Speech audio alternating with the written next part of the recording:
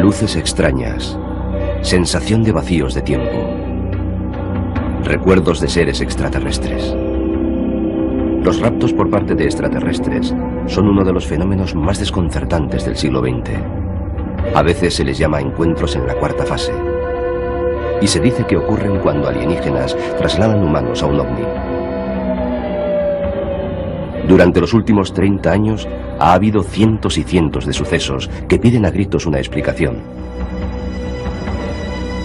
Un leñador afirma que seres del espacio le raptaron en el bosque y le volvieron a dejar junto a la carretera 5 días más tarde. Un músico de Nueva York asegura que fue transportado a un ovni gigante mientras su novia permanecía paralizada en el asiento del coche. Bajo hipnosis, una pareja recordó cómo vieron con horror cómo pequeños seres grises se llevaban a su hijo de la cuna. Y 2 criadoras de caballos relatan historias fantásticas de sus encuentros con extraterrestres desde que eran niñas. No existen pruebas para corroborar ninguna de estas afirmaciones, pero miles de norteamericanos corrientes relatan historias sorprendentemente parecidas. Algunas personas dicen que se trata de engaños, otras piensan que son alucinaciones. Pero para el resto es uno de los grandes misterios de nuestro tiempo y permanece sin explicación. Abducciones extraterrestres.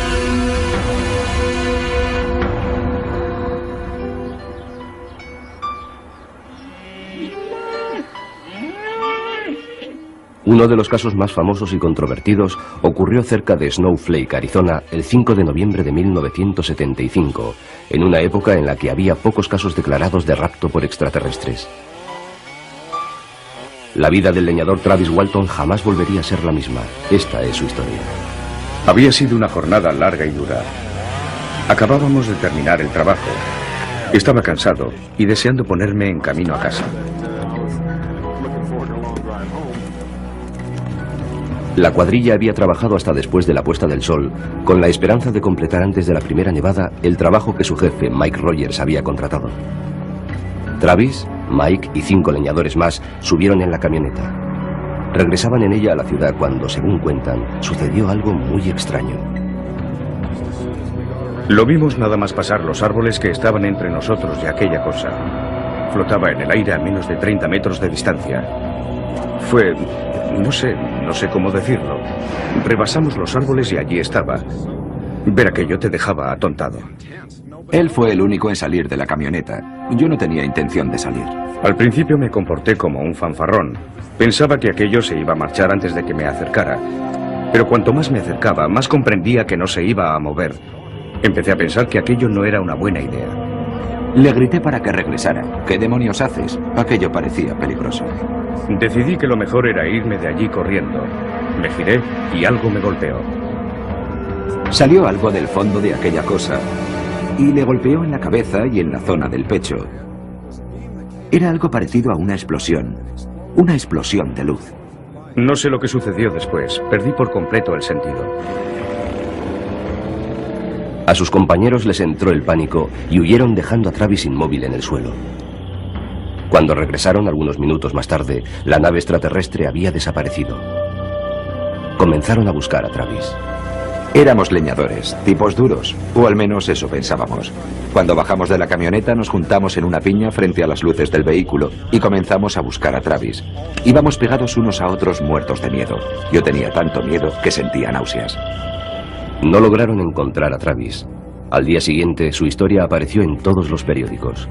Los habitantes de la ciudad organizaron patrullas de búsqueda y peinaron grandes extensiones del bosque en busca de Travis. Cuando la búsqueda no reveló ningún indicio sobre su paradero, el sheriff Marlin Gillespie sospechó que se trataba de un engaño. Estaba más inclinado a creer que se trataba de algún tipo de delito violento. Pensaba que alguno acabaría por irse de la lengua y contar qué había ocurrido. Los cotilleos de la ciudad apuntaban hacia Mike Rogers y los miembros de la cuadrilla. Para limpiar sus nombres decidieron someterse a la prueba del polígrafo. 5 de ellos superaron la prueba. El resultado del sexto se calificó de no concluyente. Travis dice que 5 días después de su desaparición, despertó junto a la carretera a pocos kilómetros del lugar donde se había desvanecido. Se acercó tambaleando hasta un teléfono y llamó a casa. Cuando me enteré de cuánto tiempo había pasado, me quedé tan sorprendido que estuve como en estado catatónico durante un rato. Estos dibujos, realizados por el jefe de la cuadrilla, Mike Rogers, ilustran el relato de Travis sobre lo que ocurrió durante los 5 días que duró su desaparición. Travis recuerda que se despertó en una nave espacial, tumbado sobre la mesa de una sala esterilizada y con un fuerte dolor en la parte superior del cuerpo. Dice que se encontró de pronto mirando de frente a la cara a unas criaturas horribles. Fue la visión más aterradora que he tenido en mi vida. Tenían un aspecto similar al humano, 2 brazos, 2 piernas, etc. Sus facciones eran en cierto modo similares a las humanas, pero no eran humanos. Sus ojos parecía que podían ver en mi interior. Mostraban una cierta indiferencia hacia mí que me producía pánico. Travis dice que se sentó y les gritó que se alejaran de él. Cogió un objeto que tenía al lado, lo agitó contra las criaturas y éstas abandonaron la habitación. Les gritaba todo tipo de amenazas. Estaba dispuesto a pelear con ellos para salir de allí. Travis cuenta que le llevaron a una habitación abombada que parecía un planetario. Apretó los botones de una silla que parecía estar en medio del espacio y pudo ver las estrellas. Una criatura con aspecto humano le guió a otra sala en la que había criaturas similares a ella. Dice que finalmente le llevaron a un hangar donde había 3 naves espaciales más pequeñas. Dios mío, recuerda que pensó, puede que la Tierra esté a millones de kilómetros. Durante los más de 20 años que han pasado desde el presunto rapto extraterrestre, ninguno de los leñadores ha cambiado su versión sobre los hechos, pese a la presión de los medios de comunicación y las ofertas económicas a cambio de una confesión. Pero la duda persiste. Creo que los individuos a los que sometimos a la prueba del polígrafo vieron algo que pensaron que era un ovni. Respecto a Travis Walton, no creo que le llevaran a un ovni. Pero sí creo que él de verdad cree que fue así.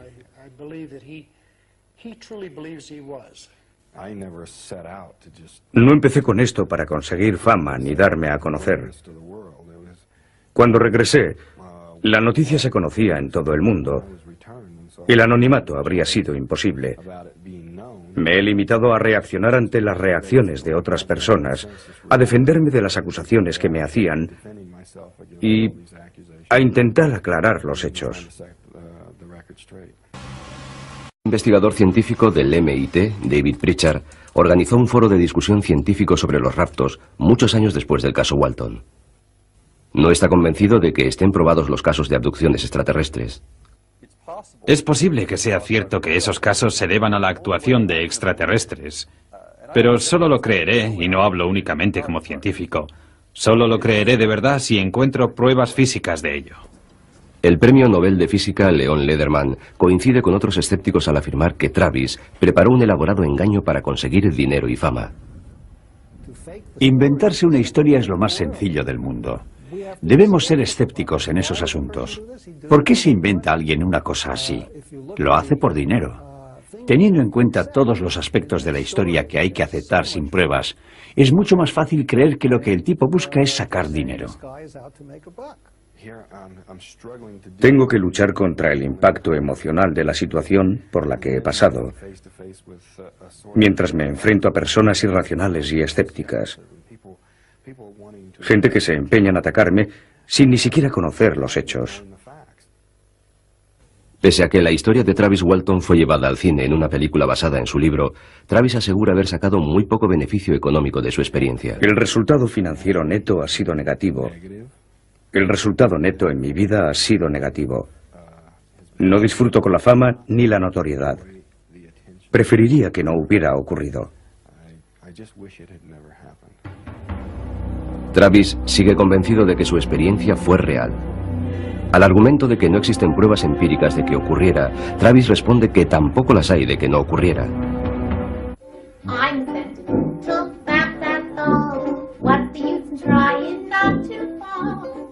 Para los artistas de variedades neoyorquinos Elliot y Debra Novak, los ensayos son parte de la vida diaria, pero les hubiera sido imposible ensayar lo ocurrido aquella larga noche de hace 30 años, cuando, según dicen, fueron raptados por un ovni.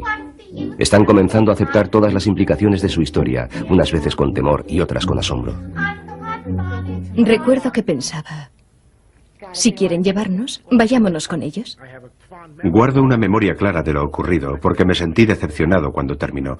No me sentí aliviado cuando acabó. Quería que la experiencia continuara, pero me encontré de vuelta en Nueva York. El productor de televisión, escritor y artista de variedades, Elliot Novak, y su novia, la artista de variedades, Debra Stuner, terminaron su actuación en el Grossinger's Resort Hotel de Catskill Mountains a las 11 de la noche del 23 de agosto de 1984. Tardaron pocos minutos en hacer las maletas y ponerse en camino hacia la ciudad de Nueva York. Tomaron la carretera 17 dirección sur. En circunstancias normales, el trayecto dura unas 2 horas. Aquella noche, sin embargo, las cosas no fueron como de costumbre. Elliot miró hacia arriba y vio un grupo de luces parpadeantes. Se las indicó a Debra, que paró el coche junto a la cuneta. Las luces dejaron de parpadear y comenzaron a avanzar hacia ellos. Solo entonces se dieron cuenta de que se trataba de 3 luces situadas en los extremos de un oscuro y enorme objeto metálico de forma triangular. Elliot realizó estos dibujos para explicar lo que habían visto. Era tan grande que tapaba todo el cielo, miraras en la dirección que miraras. Llenaba por completo todo mi campo visual. Era del tamaño de un campo de fútbol. Es la mejor forma que encuentro de describirlo. El objeto se desplazó sin hacer el menor ruido hasta situarse sobre el coche. Se detuvo encima de ellos y les bañó con una luz blanco-azulada. Vi un gran resplandor. Luego ya no recuerdo nada más. Recuerdo que sentía como si tuviera mariposas en el estómago, como si fuera en un aeroplano pequeño que sube y baja. Lo siguiente que recuerdan es que el objeto había desaparecido. La puerta del copiloto estaba abierta y Elliot tenía las piernas fuera. Pero había algo mucho más desconcertante. Me puse en pie y me subí los pantalones. No tenía ni idea de por qué tenía los pantalones bajados, ni por qué tenía las piernas fuera del coche. Debbie y yo no nos dijimos nada. Nos limitamos a continuar el viaje. Llegaron a Nueva York 1 hora y media más tarde de lo habitual. A la mañana siguiente, Elliot despertó sintiendo un extraño dolor en la entrepierna. Las consecuencias fueron que al día siguiente tenía dolorida la parte inferior. Sentía molestias en las piernas, los muslos y la entrepierna. Aquella mañana oriné sangre. Nunca antes me había ocurrido y nunca me ha vuelto a ocurrir. Curiosamente, un artículo publicado al día siguiente en el New York Times daba detalles sobre declaraciones de avistamientos de un ovni similar por miles de residentes del Valle del Hudson. Todos afirmaban haber visto un triángulo gigante con luces en el cielo de verano. El profesor de ciencias y escritor, Philip Imbroño, dice que él también vio la nave espacial triangular. Ha reunido más de 7.000 declaraciones sobre avistamientos en la zona. De ellas, más de 175 hablaban de abducción. El número de casos que ofrecen datos aceptables, me refiero a los de personas que no buscan publicidad, que han pasado un examen psicológico, etc. El número de esos casos en el Valle del Hudson es sorprendente. Supera los 175. No sabía nada sobre raptos. No sabía nada sobre naves extraterrestres. Así que fue después de que ocurriera cuando empecé a pensar que me habían llevado a una nave extraterrestre. En 1984, Elliot y Debra estaban seguros de que era un ovni lo que habían visto cerca del Grossinger's en Catskill.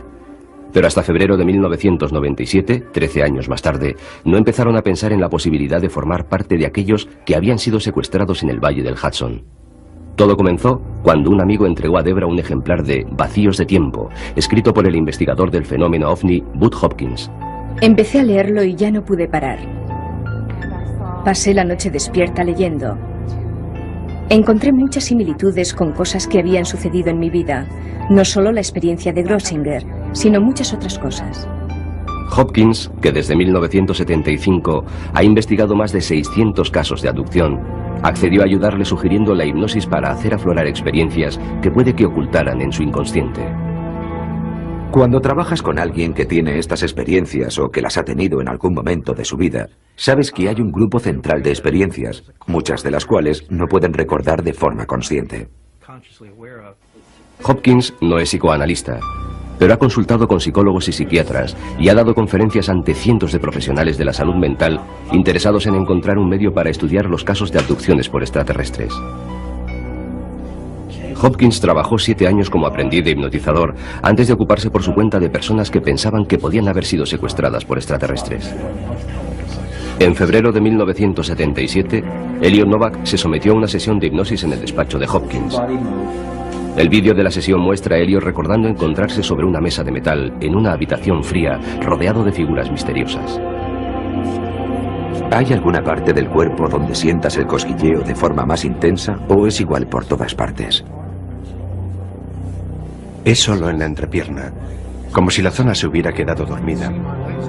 Sabía que tenía las piernas levantadas porque veía la parte superior de mis rodillas, pero no sentía nada en absoluto. El que estaba a la derecha estaba haciendo algo en mi cuerpo. Podía verle, podía ver su cabeza. No imaginaba que de vez en cuando se llevaran a alguien y le extrajeran esperma. Era algo que no se me había pasado por la mente. Durante su sesión de hipnosis, Debra declaró que cuando el ovni se situó sobre el coche, se giró hacia Elliot, pero este había desaparecido. Al parecer, la dejaron abandonada. Después de las sesiones de hipnosis, Debra y Elliot compararon sus recién recuperados recuerdos. ¿No me viste por ningún sitio? No, ¿Y fuera? no. Mi siguiente recuerdo es que puse en marcha el coche y ya estabas de nuevo en él. Debra, además de la visión del ovni de 1984, recordó una noche de 1982.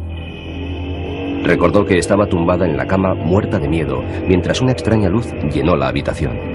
Esa vez fue a ella y no a Elliot a quien se llevaron. Contó detalles escalofriantes de lo que según ella pasó a bordo de la nave extraterrestre. ¿Sientes algo diferente en el abdomen? Sí. ¿Qué sientes de diferente en el abdomen?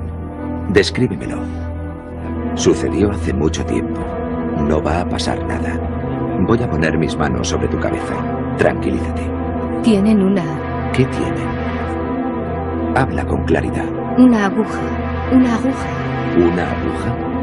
¿Dónde está la aguja? Siente mi mano en tu frente. Está dentro de mí. Oh, Dios mío. Me duele. Los detractores dicen que la gente inventa abducciones cuando está en estado de hipnosis y que los hipnotizadores implantan historias de raptos en las personas que resultan mentalmente vulnerables. Miembros de la propia comunidad de investigación del fenómeno OVNI reconocen que tal manipulación es posible. El psicólogo Stuart Appel dice que la hipnosis también puede crear recuerdos falsos. Estos recuerdos falsos pueden resultar completamente convincentes para el individuo que ha sido hipnotizado. Debido a eso, la hipnosis debe practicarse con mucho cuidado y solo por personas expertas para evitar crear recuerdos falsos. Sobre todo recuerdos que puedan afectar gravemente a la propia identidad o a la forma de percibir el mundo. David Jacobs, investigador del fenómeno de los secuestros, está de acuerdo. Ha dirigido cientos de sesiones de hipnosis y opina que quienes investigan los secuestros deberían desarrollar un sistema científico estándar. Cualquiera puede hipnotizar a otra persona siempre que esa otra persona quiera que la hipnoticen. El problema es que la gente puede inventar historias, decir cosas que no son ciertas. La memoria puede fallar, incluso en circunstancias favorables. Bud Hopkins afirma que los extraterrestres borran o eliminan de los secuestrados los recuerdos de experiencias ocurridas durante el secuestro y que la hipnosis, bajo la supervisión de expertos, ha resultado muy efectiva. No se trata de algo como la represión inconsciente de un recuerdo que se da en personas que no pueden recordar algún hecho traumático que sabemos les ha ocurrido. Es algo que parece haber sido borrado desde el exterior. Hopkins dice que mediante la hipnosis provoca un estado similar al creado por los extraterrestres, que contrarresta su efecto. Recupera recuerdos que en su opinión les habían sido borrados. El periodista C.D.B. Bryant, que ha escrito libros sobre el tema, no cree que las abducciones sean reales, pero ha visto a Hopkins hipnotizar a varios abducidos y defiende su método. Me ha permitido verle intentar influir sobre el hipnotizado para demostrarme que no puedes hacerles decir algo que no quieran decir. La mayor crítica que se hace a la hipnosis es que el hipnotizado intenta complacer al hipnotizador o simplemente inventa cosas. Yo no he visto que ocurra eso. Mientras los escépticos y los investigadores debaten posibles explicaciones al fenómeno de las abducciones, Elliot da su opinión sobre el tema. Al final todo el mundo acabará por reconocerlo. Ocurre con demasiada frecuencia y le ocurre a gente que pensaba que jamás les ocurriría a ellos. No se trata de invenciones de un grupo de lunáticos, pero no puedes demostrárselo a la gente que no te cree. Lo único que puedes hacer es esperar. Es la naturaleza humana. Hasta que no se den de bruces con ello, no te van a creer. Nos ha ocurrido a nosotros, que somos gente corriente, y le puede ocurrir a cualquiera. No quería creer que me había ocurrido a mí, pero así había sido.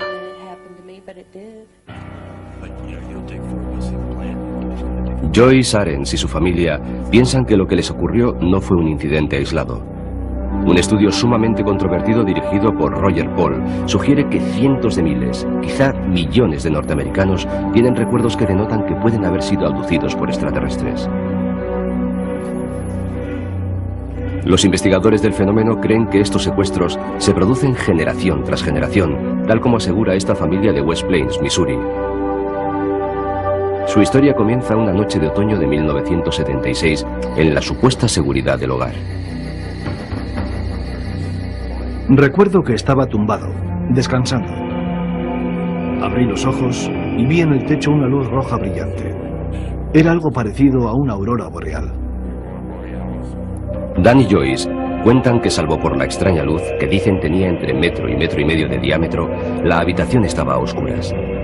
Dicen que flotaba sobre la cuna que había a los pies de su cama y en la que dormía su hija de 1 año, Heather. Dan dice que cuando intentó levantarse, descubrió que estaba paralizado.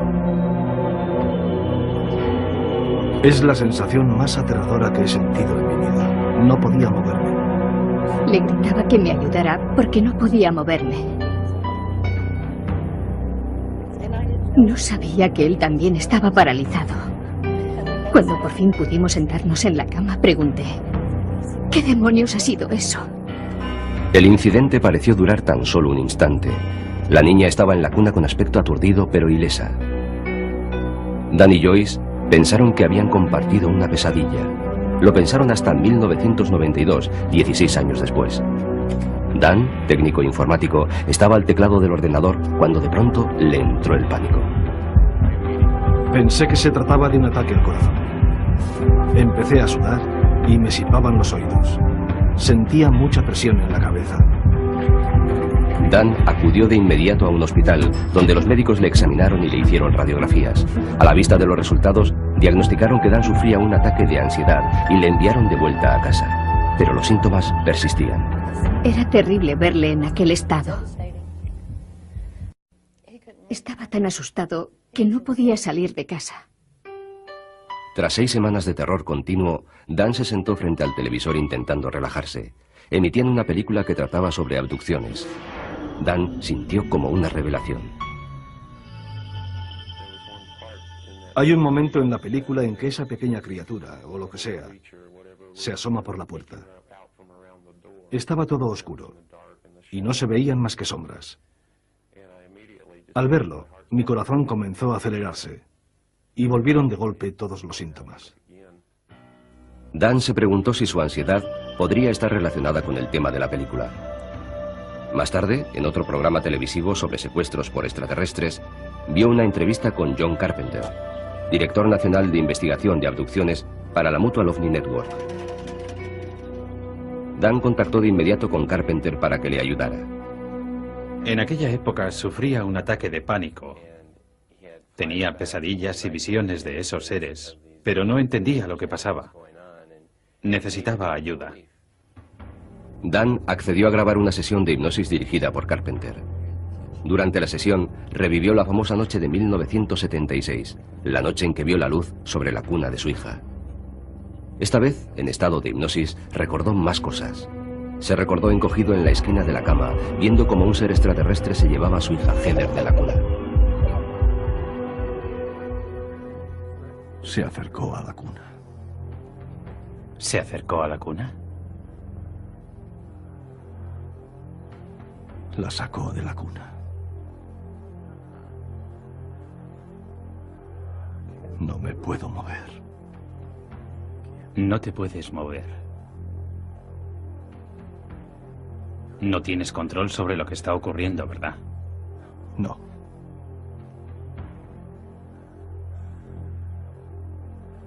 ¿Qué ves ahora?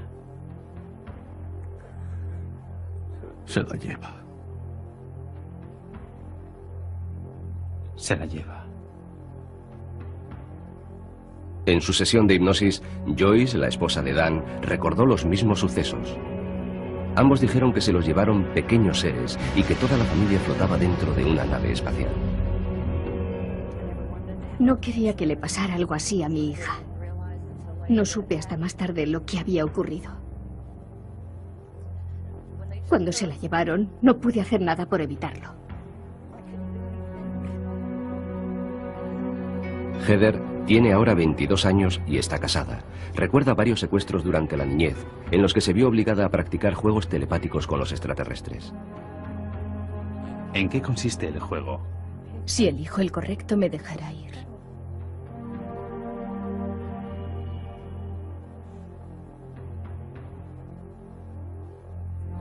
¿Cómo te sientes? Quiero irme a casa. ¿Y qué te dice él sobre eso? Que si elijo el correcto, podré irme. La familia Arens cree que los extraterrestres, además de inmiscuirse en la vida de su hija, ahora visitan también a uno de sus nietos. Les llama a los amiguitos que vienen a jugar al cuarto. Dijo que quería ver cómo se iba la nave. No puedo decirle que no es real porque es real. Los escépticos dirían que Dan, Joyce y Heather podrían haber creado juntos esa historia antes de las sesiones de hipnosis. En ese caso habrían sabido cómo responder ante las preguntas trampa que les hicimos y las sugestiones que yo les provoqué. Además, hay muchos detalles comparándolos con los datos de otros secuestros. Otra razón que mueve a los investigadores a creer en la sinceridad de los secuestrados es un hecho del que muchos de ellos hablan: la colocación de implantes extraterrestres. Me giró la cabeza hacia la derecha, mientras el ser más alto decía que estuviera tranquila, que no me iba a doler.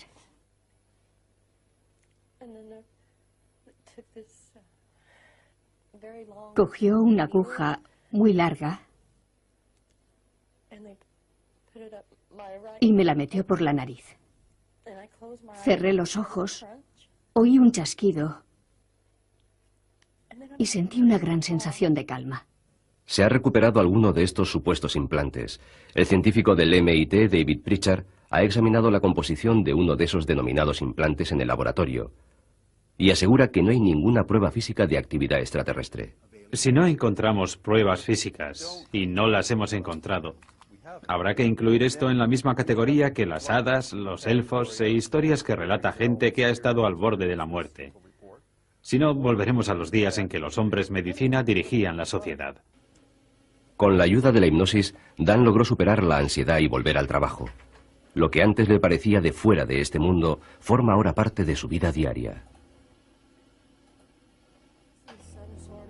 Si es como una enfermedad que se produce en la mente de la gente, ¿por qué no hay médicos, o quien sea, intentando buscar un remedio?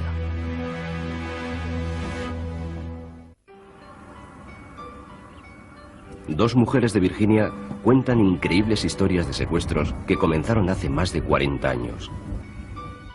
Anna Jemerson y Beth Collins, no son sus nombres reales, aseguran que estas, llamémoslas abducciones en pareja, todavía continúan. Beth es profesora de equitación, conferenciante y capataz de granja.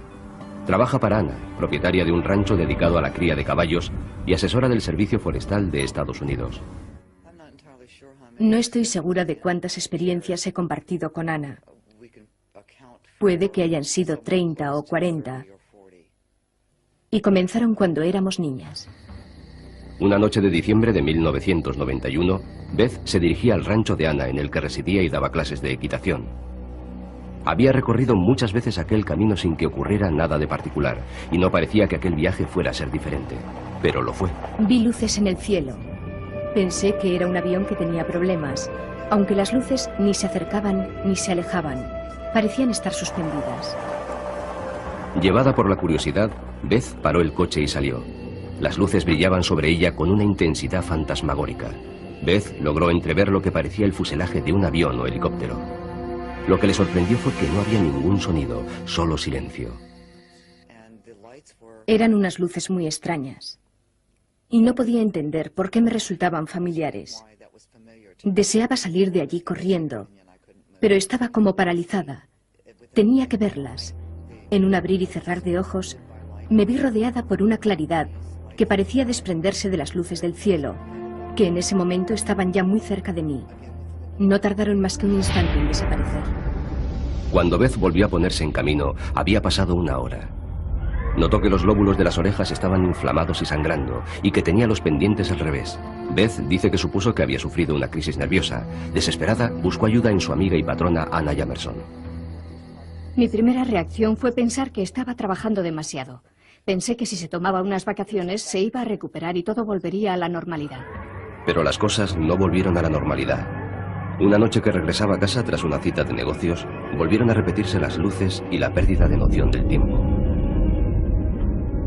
Tras la segunda vez comprendí que pasaba algo, que no era sencillamente que se estuviera volviendo loca, que había algo más, porque las dos veces había visto luces en el cielo. Por aquella época, Anna no sabía mucho sobre ovnis. Beth y ella habían visto una vez luces extrañas sobre el granero, pero no pensaron mucho en ello. Ahora empezaba a preocuparse. Sabía que era algo que nos superaba a las dos. Lo único que se me ocurrió hacer fue buscar ovni en la guía de teléfonos, y eso fue lo que hice. Fue ella, una mujer equilibrada y escéptica, la que encontró la Fundación para la Investigación de los OVNIs, aquí, en la ciudad de Washington. Anna habló finalmente con uno de los líderes de la organización, Richard Hall. Después de reunirse con ellas, Hall accedió a estudiar el caso de Beth. Son muy inteligentes, se expresan muy bien, no son un par de locas, son seres humanos, personas inteligentes con profesiones importantes, son muy responsables. Pensé que vendrían, se entrevistarían con ella y nos dirían, caray, sí, hemos oído que esas cosas pasan. Pasa una vez, es algo estupendo para contar a los amigos, pero nunca vuelve a suceder. Por desgracia, no fue eso lo que nos dijeron. Hall no se definió sobre el caso. Pese a lo que él opinaba, no excluyó ninguna de las razones que podían estar detrás de los sucesos. Tengo una larga experiencia en este tema, la investigación sobre casos de apariciones de ovnis. Hace tiempo que estoy convencido de que recibimos visitantes de algún lugar que desconocemos. Es quizá un primer paso, o tal vez solo estén jugando con nosotros. Hall sugirió a Beth que se sometiera a una sesión de hipnosis. La regresión desató en ella un río de recuerdos. Surgieron también imágenes aterradoras de otras abducciones. Estaba tumbada de espaldas sobre una mesa. Tenía la cabeza sujeta. Vi cómo aquel instrumento bajaba hacia mi cara. No me lo podía creer. Estaba aterrorizada. Cuando me di cuenta de que pretendían sacarme el globo ocular con aquella especie de tridente, no podía creer lo que estaba ocurriendo. Beth asegura que pudo sentir cómo le sacaban el globo ocular de la cuenca y que resultó sumamente doloroso. Los extraterrestres seguían a lo suyo sin prestarle atención. Hicieron algo detrás del globo ocular. Algún tipo de operación. Podía sentirlo, pero por supuesto no podía verlo. Después, no sé cómo, volvieron a colocar el globo ocular en la cuenca. Los relatos de Beth eran inquietantes. Viendo la fuerte reacción de Anna ante ellos, Hall sugirió a Anna que se sometiera también a sesiones de hipnosis. Lo primero que vi ante mis ojos, en la sesión de hipnosis, me hizo gritar. Regresé al momento en que empezaron los dolores de cabeza. Vi unos enormes ojos negros justo delante de mí. Las escenas retrospectivas perturbadoras, los sueños y recuerdos parciales, muchos de ellos referidos a inquietantes actos médicos, son algo típico en aquellos que creen haber sido abducidos. Parecía que me colocaban sondas y algún tipo de inyecciones y que sacaban algo de la parte posterior de mi cabeza, de mi cerebro. Me introdujeron algo por la nariz, me reventaron el tímpano. Tenía agujeros en la cabeza, detrás de las orejas. Me inyectaron cosas a través de las venas de los brazos. Los escépticos sobre el tema de los secuestros suelen resaltar lo rudimentario de los actos médicos descritos por Anna y otros presuntos abducidos. ¿No es esto una prueba de que son imaginaciones de la mente humana? En todos los casos, lo que la gente describe son síntesis de su propia experiencia. Ya sabe, los fogonazos de luz, la luz cegadora, el rayo que los eleva, etc. Son cosas que conocen previamente. Una civilización realmente avanzada quizá no actuaría así. Los escépticos se preguntan también por qué iban a invertir los extraterrestres tiempo y esfuerzo en experimentos tan triviales. Si de verdad existieran, no necesitarían raptar a la gente. Podrían saber todo lo que quisieran a partir de la gota de sangre de una persona. En el caso de Beth y Anna, al igual que en el de otras abducciones que hemos investigado en la zona, han aparecido pruebas físicas. Hemos visto marcas características en los cuerpos. Los detractores dicen que las marcas a las que Hall se refiere pueden ser vulgares cicatrices y no son pruebas convincentes de contactos con extraterrestres. De hecho, el propio Hall admite que no hay pruebas físicas que ofrezcan una certeza científica. Hasta los propios abducidos tienen sus dudas. Dudo continuamente de la validez de mis experiencias. Dudo de todo lo que recuerdo, porque la memoria nos puede a veces engañar. No creo probable que vayamos a encontrar pronto esa prueba absolutamente científica, en el sentido estricto de la expresión, que la gente pide. Aún sin pruebas, Beth y Anna aseguran que entre las dos han sufrido más de un centenar de secuestros. Creen que han sido abducidas juntas con frecuencia. Nos ha ocurrido lo mismo en las mismas noches. Cuando nos secuestraban, pasábamos juntas por el mismo programa, pero ha habido veces en que me han secuestrado a mí y a ella no, y viceversa. Otras veces que nos secuestraban juntas y nos separaban durante el experimento, y luego regresábamos también separadas. Juntas o separadas, Beth y Anna dicen que hay algo que parece cierto. Los raptos continúan. La gente que dice haber sido abducida recuerda muchos actos médicos similares. Según Beth Collins y Anna Jamerson, los experimentos incluían embarazos inducidos por los extraterrestres. El sistema para lograr el embarazo era la inseminación, una especie de inseminación. No había contacto sexual. La acción era algo muy parecido a la inseminación. Beth dice que los resultados de la inseminación no tardaban en producirse. Poco después de que me secuestraran, comenzaba a tener mareos por las mañanas. Según Beth, la volvían a abducir y le extraían algo. A partir de ese momento desaparecían los síntomas. Te trataban como si fueras una simple incubadora. Era como si te violaran una y otra vez. Nunca ha habido informes médicos de embarazos anormales en abducidas. Sin embargo, Anna y Beth dicen incluso que han visto con sus ojos ejemplares de estos híbridos humano-extraterrestres. Cuando esa criatura, por así decirlo, nace, te la entregan y te dicen, es tu hijo. Tenía un aspecto mitad humano, mitad uno de ellos. No sentía que fuera mío. No me sentía identificada con aquello. Recuerdo que me presentaban criaturas que decían que eran mías y querían que las tuviera en mis brazos. Yo me negaba y las dejaba caer. Tanto los escépticos como los creyentes se preguntan por qué querrían los extraterrestres manipular de forma tan agresiva las vidas de Beth y Anna. Anna dice que ha tenido visiones de la destrucción de la Tierra por terremotos, huracanes e incendios. Dice que los extraterrestres le han dado un curso intensivo para aprender a pilotar sus naves y supone que esto le permitirá abandonar el planeta si sus terribles visiones se cumplen. Aquí es donde aprendí a pilotar la nave, a controlar la nave. Dijeron que me estaban preparando para ir a otro lugar. No sé si se trata de otro planeta, una nave o qué. Solo sé que es a otro sitio. Beth reza porque terminen las abducciones. Cuando estoy muy asustada, tengo la típica respuesta humana. Digo, oh Dios, sácame de aquí. Si me salvas de esto, haré lo que me pidas. Sea cual sea la verdadera naturaleza de la experiencia que describen como abducciones, Ana y Beth son dos más de las muchas personas que en este país y en todo el mundo intentan desesperadamente comprender el misterio que se ha apoderado de sus vidas. Me enfado con ellos, pero quiero saber más. Quiero saber por qué hacen esto. Quiero saber por qué nos hacen esto a mí y a mi familia. ¿Por qué hacen esto a tanta gente?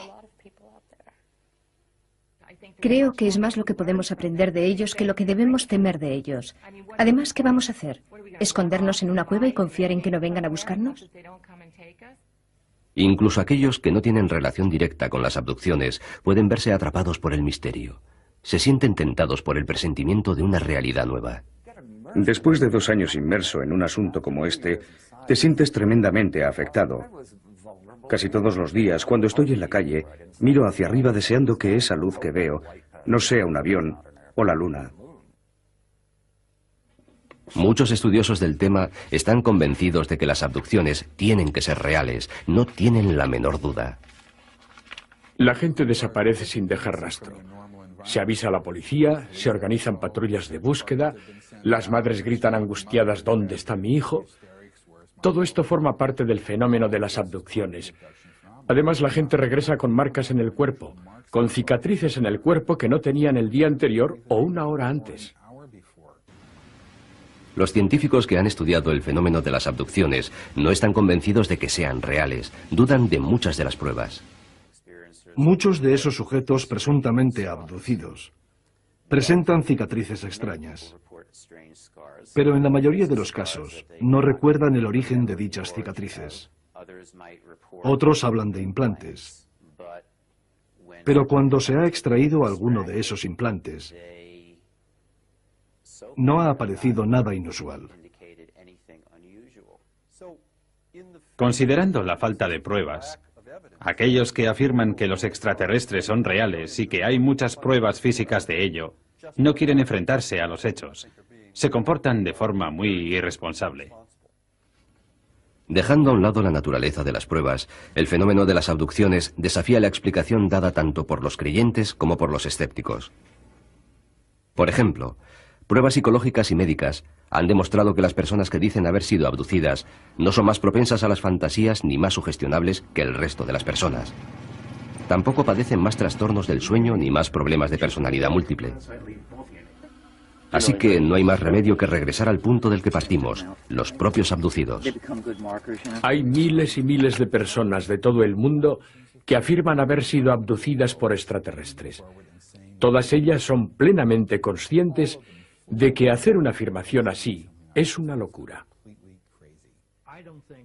Todos los humanos que son abducidos por extraterrestres sufren un trauma grave. Mi opinión acerca de los abducidos era, si se me permite la expresión, que estaban locos como cabras. Ahora siento mucha más compasión y respeto por lo que están pasando. No creo que estén locos como cabras. Al mismo tiempo, no puedo decir que crea con toda sinceridad que han sido secuestrados por extraterrestres. El físico Lederman no opina así. Para él, el hecho de que se hable de abducciones por extraterrestres es un síntoma de la urgente necesidad de información científica que hay en nuestra cultura. Hace que redoble mi esfuerzo por introducir la educación científica en los parvularios, primer ciclo, segundo ciclo, todo el proceso hasta la enseñanza secundaria. Creo que es fundamental elevar el nivel de comprensión científica del ciudadano medio. Sé lo que he visto. Y no hay nadie en este mundo que me pueda decir que no he visto lo que he visto. Los he visto, los he tocado, he estado con ellos.